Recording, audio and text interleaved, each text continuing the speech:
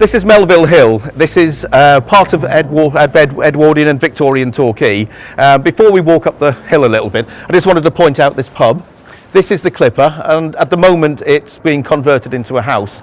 However, it was the original base for Torquay's Beatniks back in the late 50s and early 1960s. So many people, famous sort of artists actually performed in here. It was a backstreet pub. The Beatniks in the sort of late 50s weren't allowed to gather on the seafront, in the sort of nice pubs on the seafront, so they were relegated to some of the sort of less expensive housing in Torquay, which is this wonderful sort of Victorian townscape.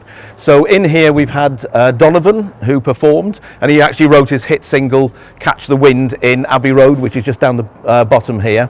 You've had Mac McLeod, who was here, who was the bassist for the Hurdy Gurdy Man, which is another sort of great hit single from the 1960s.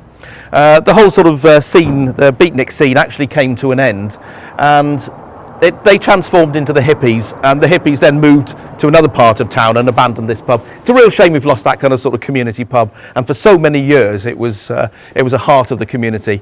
Indeed, if we walk a little bit further up here, this triangle of Melville Hill and Warren Road, there was, in the Victorian era, there were actually three pubs, one on the corner here, another one a little bit further up the hill. So we had three pubs in such a small area which was supporting the local community.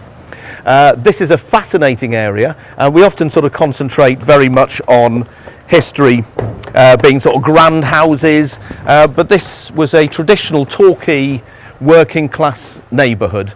There's a number of shops behind you. Obviously they're not shops anymore. These houses are Grade 2 listed.